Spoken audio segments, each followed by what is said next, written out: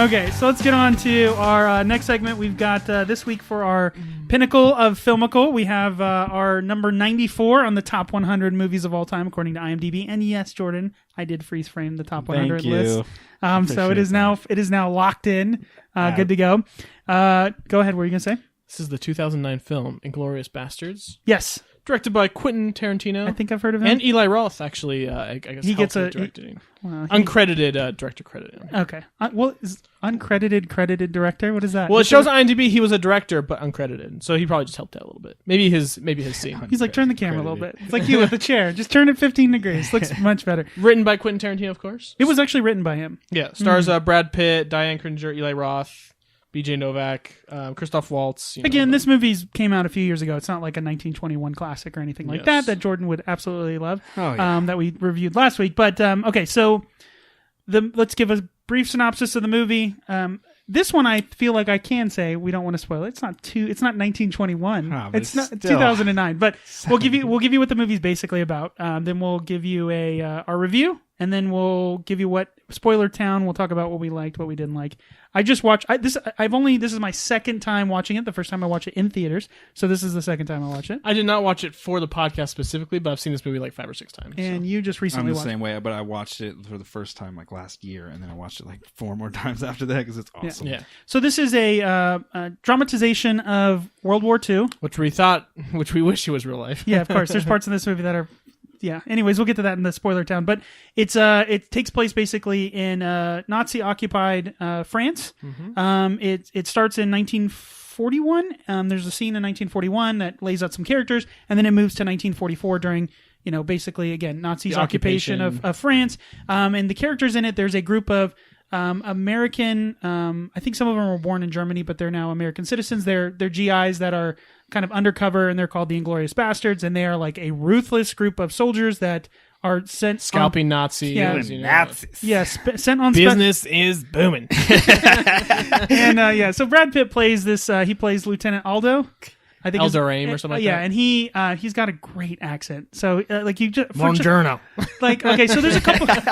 There's some great scenes just from him, but there's a scene where he's basically talking to all of the cadets and stuff. I don't even know if they're cadets. I think at that point they're like captains and majors. Yeah, Anyways, I don't know military, but he's talking to them and he's giving them that Full Metal Jacket, yelling at them type stuff, and that is almost on par with Full Metal Jacket. That whole scene, and it's great. So, but. Throughout the course, you're also introduced to another character who has a movie studio, and essentially what ends up... movie theater. And what ends up happening is that her movie theater is picked to show some of the propaganda films that were going on during World War II by the Germans. And then some stuff happens. Again, we're not going to spoil it up to here because we'll get into it real quickly. Great casting. Again, you named everybody in it, and people that are in this movie. There's people. Michael Fassbender. There's a bunch of people in this. Yeah, movie. There's a bunch of people. Bunch of cameos too. Yeah, from big stars. So, anyways, let's do our review. Remember, this again is on a curve, so thumbs up. Great movie, deserves to be where it is, and potentially maybe higher, in some people's eyes. And then to the side is good movie. I think it's a good movie. But it might not need to be on the top 100. I still think it's an excellent movie, but maybe somewhere not where it's at on the list. Right. And then thumbs down is accounting error. Where the hell someone messed up? 1, 2, 3. Again, 3 thumbs up. Yeah. This movie is fantastic. Like the problem with this movie, and I'm gonna start getting in. I won't spoil it, but this movie you can't watch too often. I don't know how you've watched it this many times. This movie is the epitome of 7 years watching it 6 times. Well, no, but it's even like Schindler's List. Like you gotta take some time off after you watch movies. But this movie, it's not like that in the drama, but the tension that it creates in these so many scenes in this movie.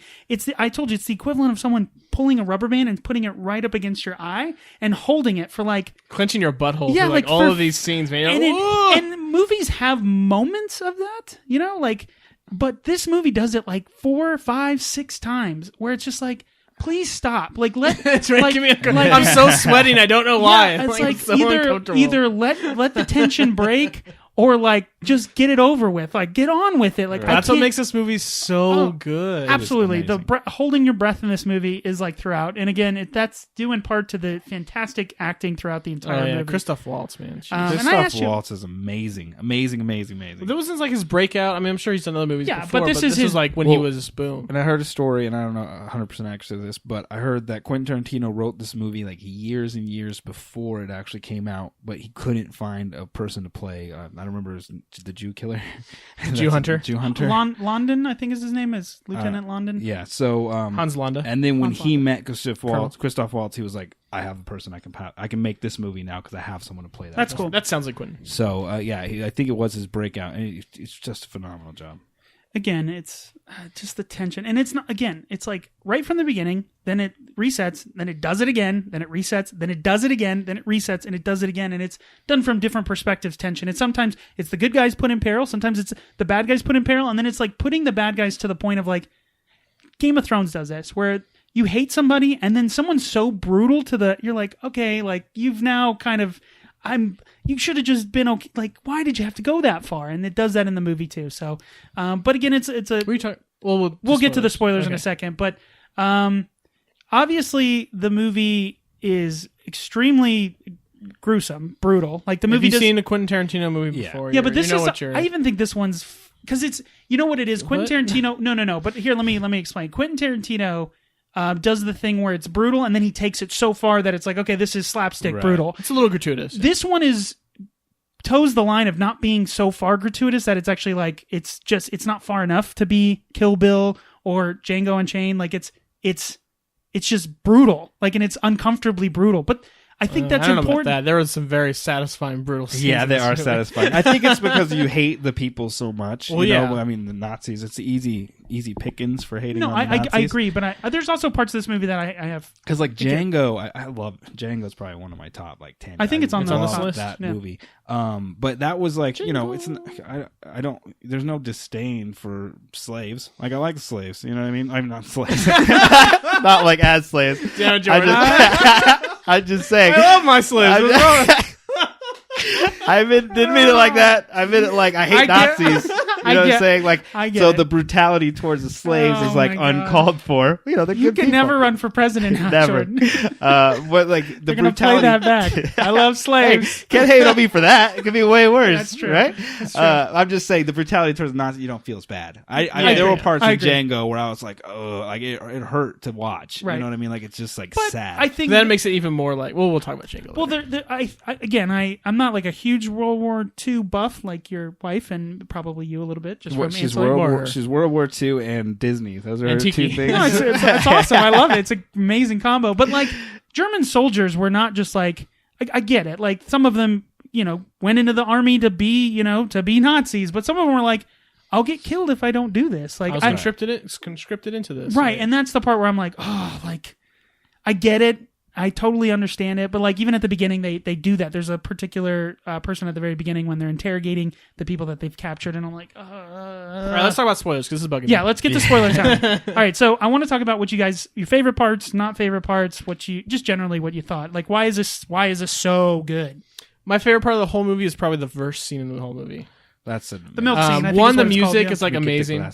Where he's like driving up, and he knows who it is. Yeah.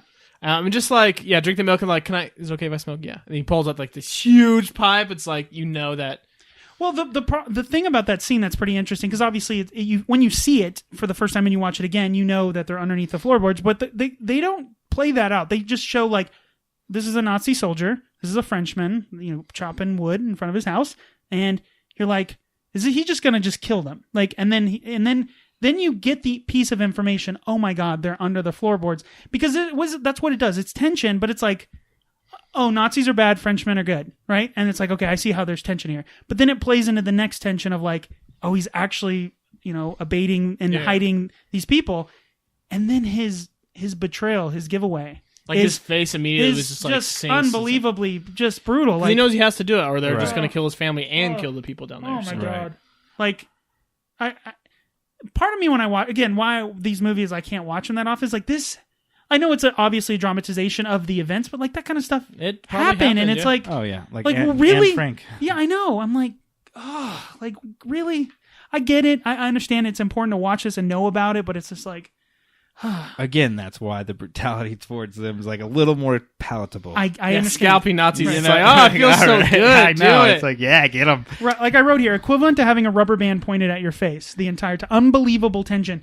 And there is music, but it's not until the end of that. No, I just mean like exchange. the music at the very beginning of the movie where they're driving up and stuff. It's just like, it's beautiful. And then it's like silent through all the dialogue and stuff Yeah. until the very end where she's running out. And he's so sure of himself. You know what I mean? Like he's so confident and sinister. Was just like, you know, what they call me around town? Oh, Jew Hunter. You know why they call me that? You know why? And he's like, oh, they're all rumors. He's like, what do you think? Like, he knows. He's already two chess pieces moves ahead of you. And like most bad guys in movies are they're what is it? When they think they're so smart, they're smug, and that's their downfall, right? He's on it. Like and during the whole entire movie, he's never always outwitted. ahead. He's never outwitted ever, like at any point. And Except the thing in the even then I would say it was probably a decent trade-off. Like, you know what I mean? Like, I'm not. Part of me is like, why didn't you just kill him? Like, he doesn't have a bargaining chip anymore. That's the part where I was like, that's the only part at the end of the movie where I'm like, he doesn't play it well. He doesn't own any bargaining chip. Once they find out the theater is destroyed, what do they just stab him? Done. Game over. Well, because he allowed that to happen. There's but it already happened. Superiors, So and if he killed him, be like, no, we couldn't kill him. He needed to like give us information on the other. I don't know. It may be, but anyways, the other go ahead. the other like biggest scene in the movie that I love is again kind of like the first one is the bar scene. That the was tension my created favorite. by That was what I was going to say. My favorite scene. As soon as he puts up like the fingers wrong, and you see that Right. guys So look like at those it, and you're 3 like, days, yeah. oh man, here we go. Like, and that was another like Michael Fassbender right after this movie. He was like, boom. I think he had other smaller parts, but Yeah, this just was a like big deal. Christoph Big Waltz, deal. But yeah, But I love his. I think my favorite part is when he switches back to the his English accent, and it's just like, well, they just say don't lose anybody who loses on scotch before they die. Like, that's terrible to let good waste scotch good go to scotch, waste. yeah.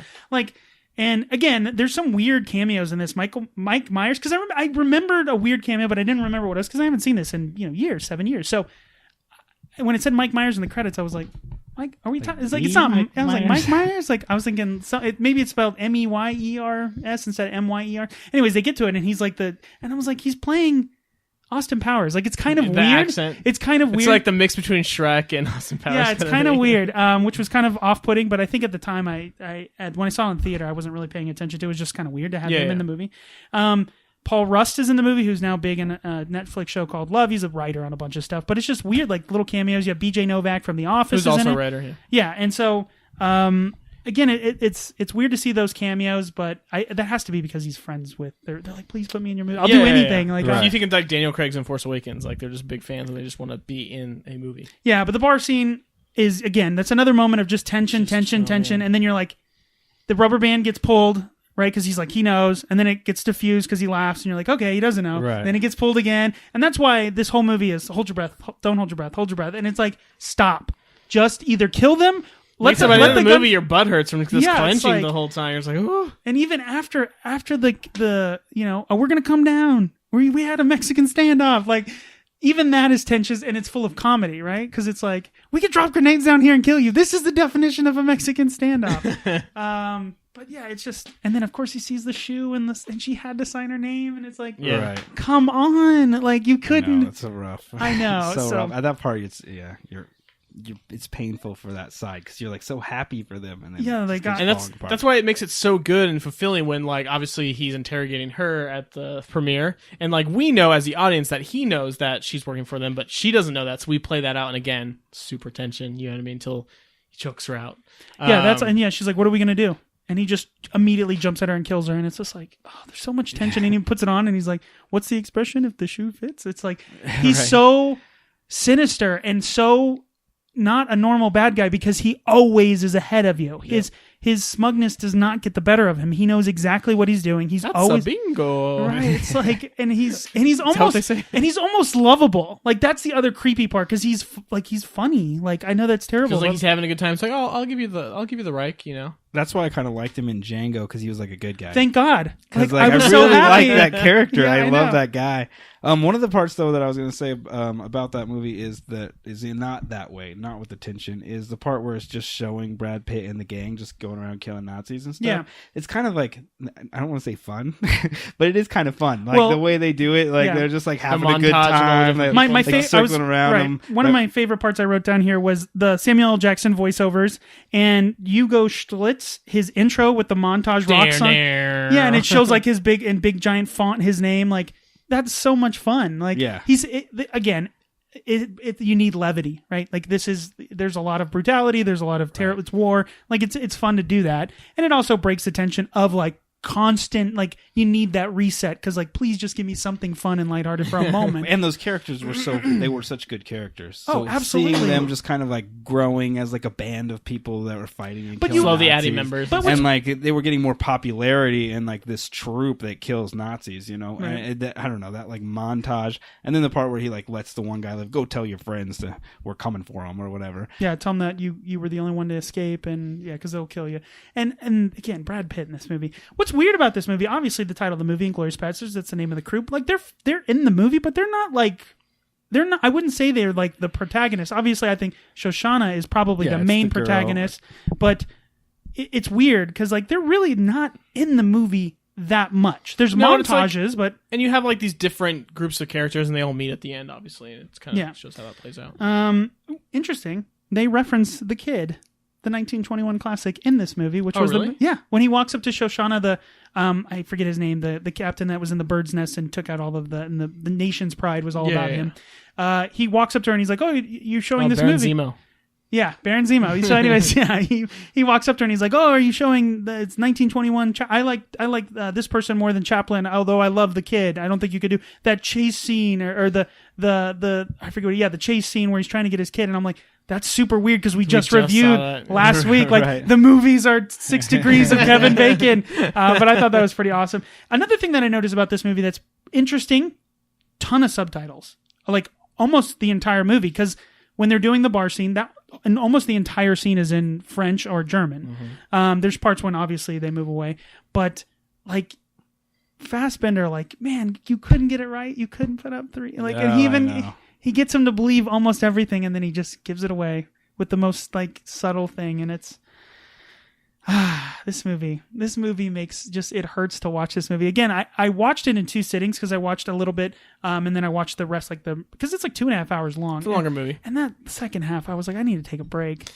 Because even Well, sweaty. you're like, is she going to be able to burn down the theater? And I've already seen the movie. I know what happens. But like him walking in and then her telling him, go shut the door. And then she shoots him. And then of course she rolls him over. And of course he shoots her. It's like nothing goes according to plan. Nothing. But everything goes absolutely according to plan. You know what I mean? Like it is a happy ending, of course, but even though it's like a sad ending. Yeah, I guess what I'm trying to say is it's like the perfect production of confusion.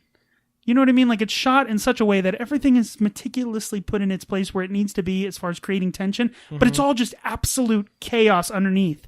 It's like the mess under the rug, and it's like, just lift the rug. It's the telltale heart beating in the floorboards. It's like, please stop. Just kill them or kill them. Like, or figure it out. Like, get away with it or don't get away with it. I just can't do this anymore. And again, the whole movie's like that. It's so good. And even the conversation with him when he's talking to Aldo and Little Man, or I forget his name, when the Jew hunter is talking to him and he's like, these are my demands to get out. I can end the war tonight. And it's like this negotiation of like, I'm not going to do that. And why would I do that? Why would I do that? It's all just tension. So much tension. Again, fantastic movie. Can't recommend it enough. By the way, I might even say this might need to be higher. That's what I would say. I think potentially this could be higher. I think it might be even better than some of his other movies that are listed on this. And we'll get to those when we get to those. But I think this is probably one of his top 3 movies, and I think there's 4 ahead of this. So wow, I'm surprised. Yeah, Django's my favorite, but this one's second for sure. I'd say Pulp Fiction is one of my favorite Pulp movies of all Fiction's- time, but it's been yeah. a long time since. no, I've Pulp seen it. Fiction's my favorite, but and then it kind of gets fuzzy after that. Pulp Fiction's good, but it's good. not. Which one's I your like. favorite? I just like this dialogue better. I like the story better. Characters in Pulp here are Fiction's definitely a little funky and crazy. I don't know, the setting. Bruce I think, Willis is in it, better. bro. I love Bruce Willis. I know, but I figured that would get bonus points for you. it should, but I don't know. I think that the ode to the World War II stuff. You know what I mean? Just taking that a timepiece, setting. yeah. It's cool. It's just kind of like the Django thing. It's just like it's taking a realistic setting and creating an amazing story around that. It's just more interesting than. Do we know what he's working on? Quentin? Gotta have an idea. He's always he makes to have something going, and something got leaked about it, and he got mad, so he's not doing it anymore. No, that was Hateful Eight. Oh, that was Hateful Eight. Okay, well, he did that. Yeah. I haven't seen that one yet, but I want him like we need like a Marvel Netflix Quentin Tarantino, at least the pilot directed by him. That would be amazing. Wouldn't it? What would be the best one? I think if you're gonna have to go like Luke Cage would have been perfect. Well, he wanted to. I think you told me he wanted to make a Luke Cage movie. Originally, he wanted, and he was like wanted to do the blaxploitation idea behind the comics, and he's like, I wouldn't change anything from the comics, and in reality, that's probably not a good idea. Like, you got to change. This is a while ago, I think. But I think like a Punisher would be kind of. Cool oh my god, because of the violence and like. Yeah, that would be on the nose a little bit, but yeah. But we'll see. Again, he's done a ton of weird stuff, but he always takes like a genre and just like. He reminds me of those chefs that are like, I took mac and cheese and like broke it down and like made all of its elements and it's like recreated it, and it's like that's what he's done with these movies, every single one of his movies. Anyway, go see the movie if you haven't seen it. If you have seen it and I want to know what everyone else thought, because again, I want to know if I'm alone and like you can't watch this movie very often. I don't know how you guys watch It's it. great. I would watch so it over good. again. It's too much tension. Just like Django. I watched that one, and then I literally got home. I was like, Laura, you got to see this movie, and then we watched it again because I was just like, this is amazing. It's so good. It's a similar style. But let us know what you thought. Next week's movie is. Next week's movie is number 93. It's a 1952 classic. Wait. Nope. The list has already changed. Has it already changed, really? Yeah. I'm curious what the one on our list. Anyway, it's a 1952 classic, Singing in the Rain. No, that's not. He's not. I'm telling you, you're it's telling me different. the movie's what number different. are you on? Dude, 93. No, yeah. On our list, I believe it was on the Snap list. I told you had to snap. What was 92 then? Because 90. What's 90? Snatch. I think Snatch was. I think they've switched Snatch spots. is such a good movie. I know, and I thought Brad Pitt. So the movies are connecting. They are. They are actually. It's really just a chain. Like someone's just messing with us. Yeah, it would be awesome. We're unsolving the Da Vinci Code here. It's a year 2000 classic. Snatch.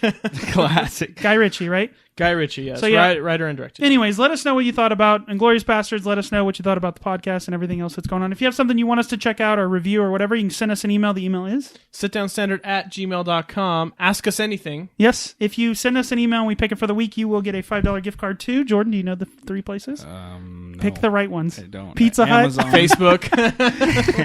No, Amazon. Wait, let me guess. Okay. Amazon. Taco Bell? No. No. Close. No, I would be completely fine with that. Yeah, I would too. But yeah, Taco Bell is awesome. No, Amazon, which I think you can buy Taco Bell gift cards on. So really? technically, Walmart? Nope. Target? Nope. Oh man. Steam and Starbucks. The other two giant things that we talk about. I don't know. We talked about Starbucks. We talk about Starbucks. Coffee's good. What's your favorite? What do you get? Boom. We just talked about it. What do I get at Starbucks? Yeah. I will probably get caramel frap with the extra caramel drizzle. No, I just like it the way it is. I don't like whipped cream on it either. Come on. You gotta watch those calories. What about you, Joe? Venti cold brew. You guys wouldn't like. You wouldn't like the coffee I get. I like Gerald's style. No, because we've been through this. David likes cream with coffee flavoring. Yeah. I'm sorry that I like things that taste good. You guys don't. I don't like bitter coffee stuff. Tastes amazing. Yeah, what are you like talking about? Beer either. Yeah, I know. I like sweet stuff. I love bitter. I like it. I enjoy It's it. candy. I get black coffee. I just say, give me a tall, not a tall, because if I say that, that's small. That's the smallest one. I just give me a large black coffee. And like Venti? And then and I argue. Venti or Crenti? Isn't it like the one above me? I just want Trente. a large coffee. Black. Anyways, geez Louise. If you send us an email, again, the email address is... sitdownstandard@facebook.com. God damn it. sitdownstandard@gmail.com. You'll see me too. I win. Until next time. Bye. See ya. Later.